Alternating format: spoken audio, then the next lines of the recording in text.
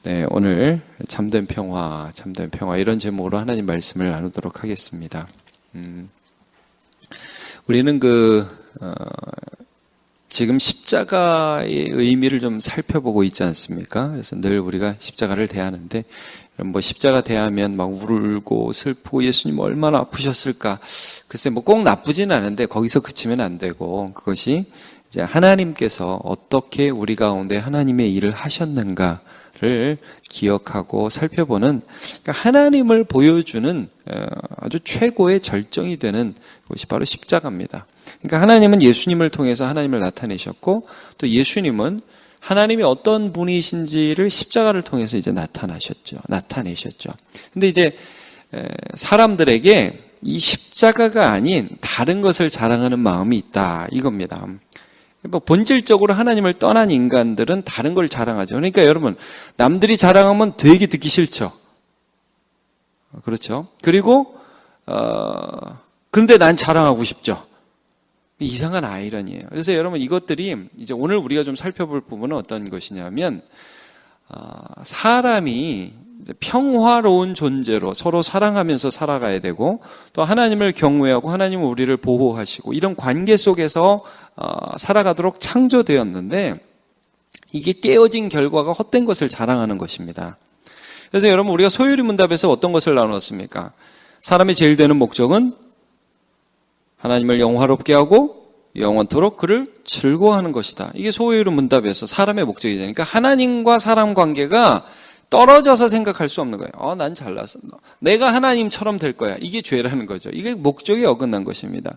그리고 율법은 무엇을 말씀합니까? 하나님을 사랑하고 이웃을 사랑하는 것. 이게 인간의 본분이라는 거지. 당연히 해야 될 것. 그런데 이제 죄가 들어온 이후에 사람은 하나님처럼 되고 싶어 하고, 그 다음에 이웃은 경쟁의 대상, 내가 짓밟아야 할 대상. 그러니까 나의 의미를 어디서 찾느냐 하면요, 너보다 내가 낫다, 여기서 찾는 거예요. 이게 죄된 습관입니다. 너보다 내가 더 많다, 너보다 내가 더 잘생겼다, 너보다 또 뭐 있습니까? 하여튼 괜찮다, 학벌 좋다, 문벌 좋다, 출생 좋다, 너보다 여기서 인간의 가치를 찾으려고 하는 것들이 죄된 습관입니다. 그래서 이런 인간들은 반드시 자랑을 하게 되고, 나는 자랑하기를 원하는데 남이 자랑하는 거 보면 또 속이 뒤틀리는, 그리고 그 결과가 무엇이냐면 여러분, 이런 자존심의 결과가 분쟁과 다툼입니다. 이 욕심이 이렇게 일어나죠. 제가 야고보서 말씀 한번 읽어드릴게요, 여러분. 4장 1절에 3절. 너희 중에 싸움이 어디로부터, 다툼이 어디로부터 나느냐? 너희 지체 중에 싸우는 정욕으로부터 나는 것이 아니냐? 정욕, 욕심. 그래, 난 이렇게 해야 돼. 이게 나야. 이거. 2절에 너희는 욕심을 내어도 얻지 못하며 살인하며 시기하여도 능히 취하지 못함으로 다투고 싸우는도다. 너희가 얻지 못함은 구하지 아니하기 때문이요, 구해야도 받지 못함은 정욕으로 쓰려고 잘못 구하기 때문이라. 오히려 너네가 싸우고 자랑해야 할 것이 아니라 하나님께 구해야 할 존재임을 성경이 말씀해 주고 있습니다. 자, 이렇게 사람에게 있는 자존심, 그리고 사람에게 있는 남보다 더 낫고자 하는 욕망, 이것들이 이제 욕심을 불러오고, 이것들이 사람에게 헛된 자랑을 하게 하고, 또 자랑은 순식간에 무너져서 이것들이 또 자랑하지 못하면 막 자기가 너무 비참해 보이고 왔다 갔다 한단 말이에요. 이게 인간이라는 거죠. 자, 이제 우리 이런 인간들을 예수 그리스도의 십자가로 예수님이 이끄시는데 참 웃긴 게요, 여러분, 제자들이 예수님을 따라가고 예수님이 지금 십자가 지러 예수님이 얼마나 낮아지시기를 원하시는지를 보여주러 가시잖아요. 가시는 중에서도 싸워요. 여러분, 복음서를 보시면 그 싸웠던 이유가 어디에 있습니까? 누가 더 크냐? 우리 권사님 중에 누가 제일 큰 권사님입니까? 우리 장로님 중에 누가 제일 큰 장로님입니까? 여러분, 심지어는 우리 목사님 중에 누가 제일 큰 목사님이에요? 저예요? 그럼 이것도 웃기게 되는 겁니다. 물론 여러분, 기능에서 제가 담임을 하고는 있지만 큰 목사 없어요. 그런 건 없어요. 여러분, 이제 누가 더 크냐 이렇게 싸웠단 말이에요. 근데 예수님이 그 제자들에게 이제 뭐 책망도 하시지만, 그 잡히시던 전날 밤에 어떻게 하십니까?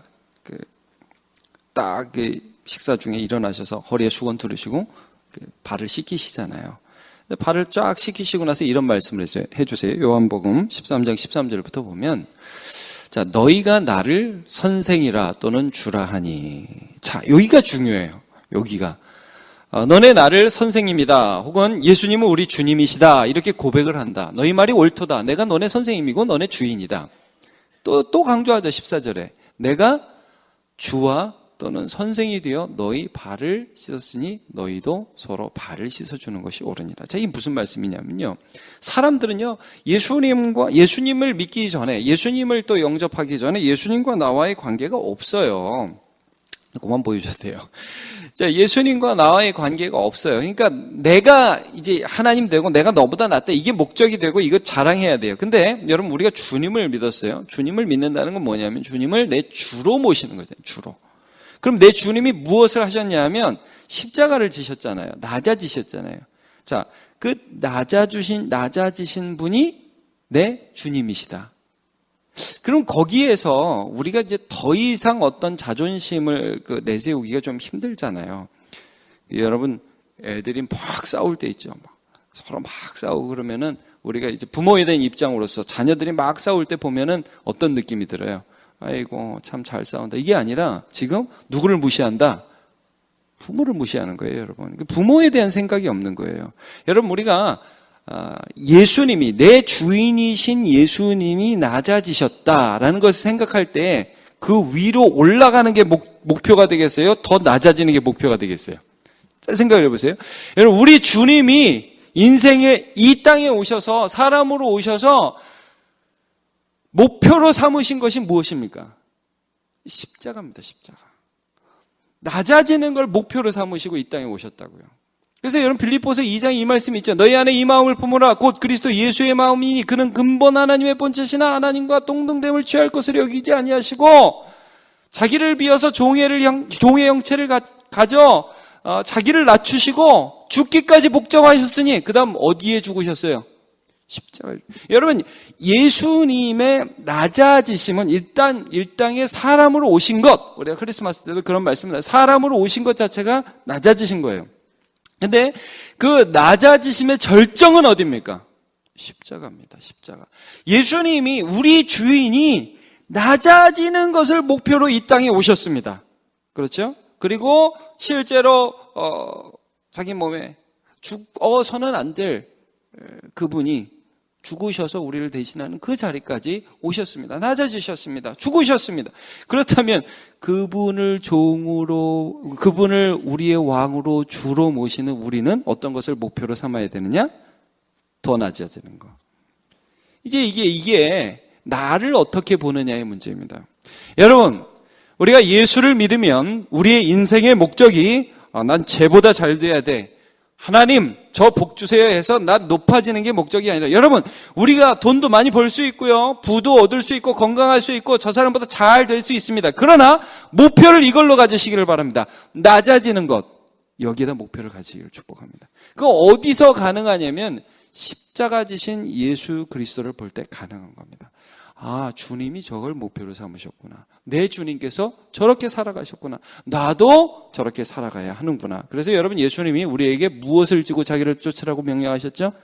아무든지 나를 따르려거든 날마다 자기를 부인하고 자기 십자가를 지고 나를 따를 것이니라. 마태복음 10장 38절에 이런 말씀도 있어요. 같이 읽어보죠. 시작.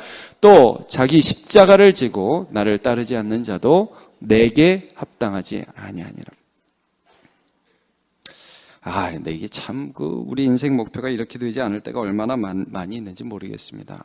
높아지고 싶고요. 잘 되는 것 자체가 목적. 여러분, 그래서 저는 이런 말씀 좀 나누고 싶어요. 우리가 세상적으로 하나님 복 주실 때 있잖아요. 그때 뭐 인생에 몇 번 이렇게 하나님 복 주실 때 있거든요. 복은 항상 주십니다. 그런데 외형적인 복이 있잖아요. 때로는 세상적인 복을 우리에게 주셔요. 돈을 주실 때도 있고 건강을 주실 때. 항상 그런 건 아니에요. 모든 사람이 그런 거 아니에요. 근데 여러분, 그렇게 주시는 거는 높아지라고 주시는 거예요? 낮아지라고 주시는 거예요? 그러니까 여러분, 우리가 그걸 받았을 때 낮아질 수 있는 기회라는 걸 날마다 잊지 마시기를 바랍니다. 내가 이게 있구나. 이게 있다는 것은 낮아질 수 있는 기회다. 이런 것들을 미리 아시고 준비하시면 참 좋겠습니다.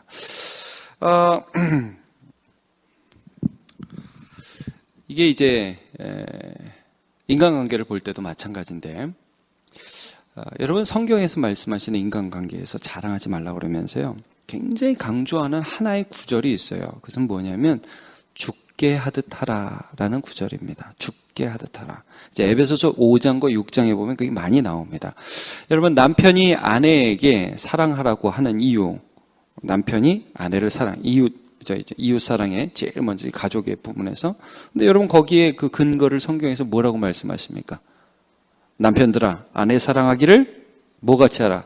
그리스도께서 교회를 위하여 자신을 주심같이 하라. 이렇게 말씀을 하고 있잖아요.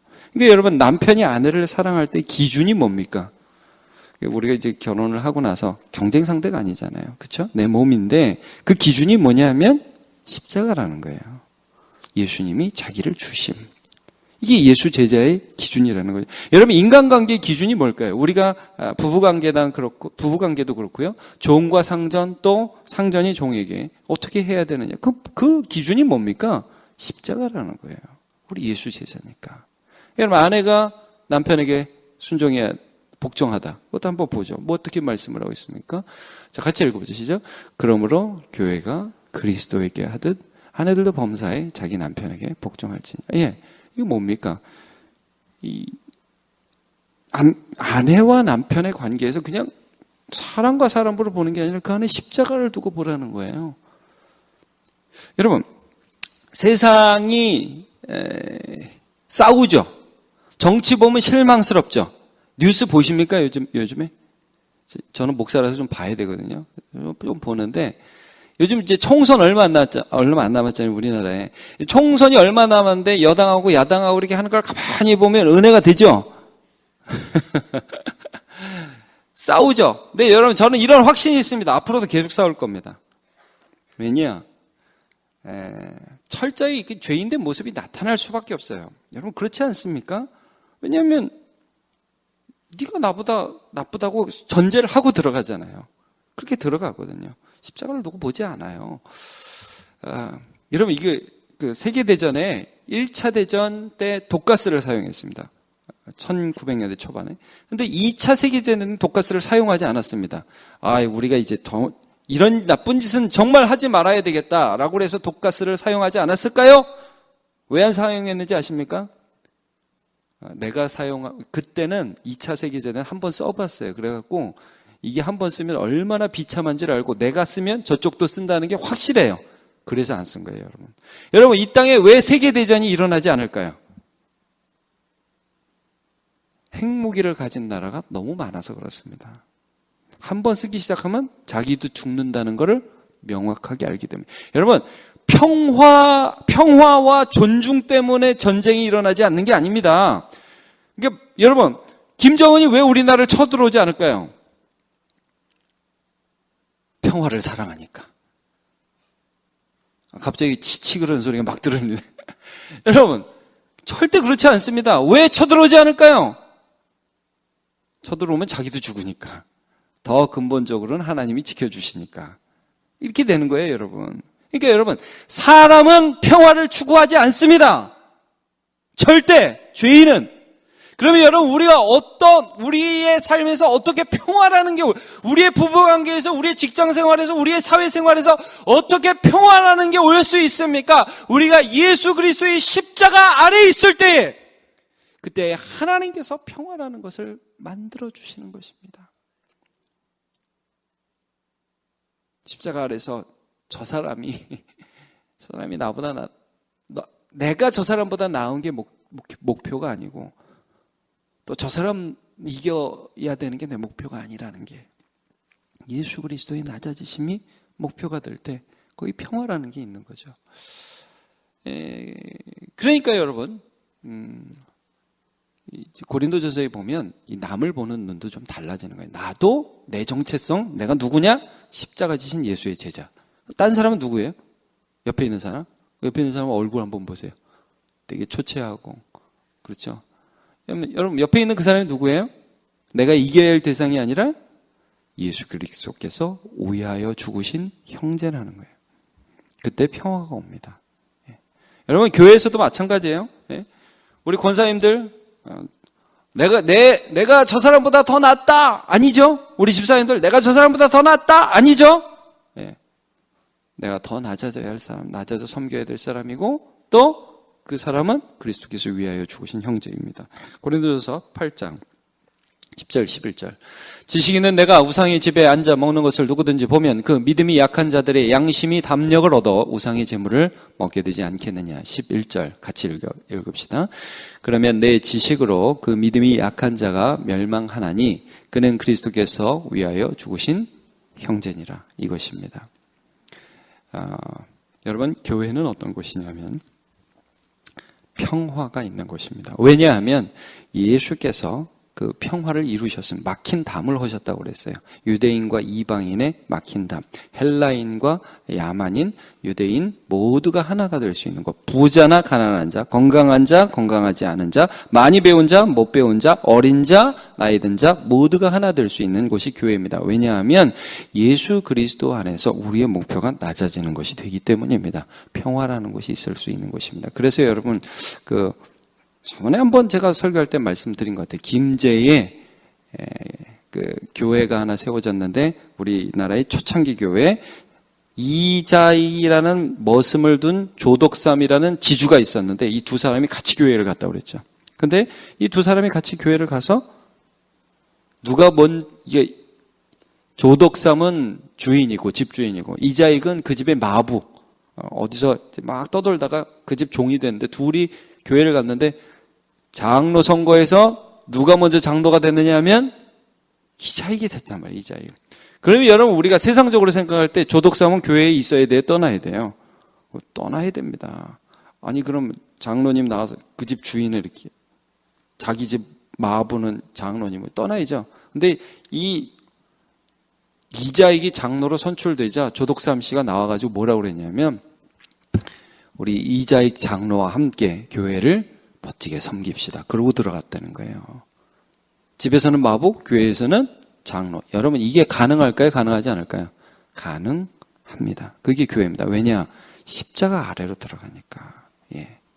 여러분 우리의 삶에 평화를 이루시는 주님의 능력은 십자가에서 시작되는 것을 날마다 경험하게 되시기를 예수님의 이름으로 축복합니다. 예레미야 29장 23절 24절. 오늘 2절 본문의 말씀입니다. 제가 다시 읽겠습니다. 주 여호와께서 이같이 말씀하시되 지혜로운 자는 그의 지혜를 자랑하지 말라. 지혜를 자랑하지 말라. 용사는 그의 용맹을 자랑하지 말라. 부자는 그의 부함을 자랑하지 말라. 자랑 그런 거 하지 말라. 너에게 속한 무엇을 자랑하지 말라. 자랑하는 자는 이것을 자랑할지니 곧 명철하여 나를 아는 것과 하나님을 아는 것을 자랑을 해라. 하나님 주 여호와는 사랑과 정의와 공의를 땅에 행하는 자인 줄을 깨닫는 것이라. 여러분 한번 보십시오. 사랑과 정의와 공의를 땅에 행하는 것을 그 하나님을 어떻게 나타내셨습니까? 십자가로 나타내셨습니다. 십자가를 자랑하라. 저도 이번에 설교하면서 많이 또 돌아보게 됩니다. 내가 무엇을 자랑하고 내가 무엇을 내 프라이드로 난 저 사람보다 저런 면에서 나아. 도대체 뭘 자랑하고 내가 살았던가? 내 마음 근저에 있었던 나를 지탱해주는 힘은 무엇이었던가? 그것은 정말 자존심이었나? 나 저 사람보다 좀 많이 벌어. 그래도 겉으로는 이렇게 하면서 속으로는 그래도 내가 더 나아. 이게 내 삶을 지탱해주는 힘이 아니었나? 여러분 저와 여러분의 삶을 지탱해주는 힘은 사랑과 공의를 이 땅에 실천하신 예수 그리스도의 십자가가 되어야 될 줄로 믿습니다. 그렇게 될 때에 저와 여러분의 삶의 평화가 시작되는 것입니다. 여러분 기억하시죠?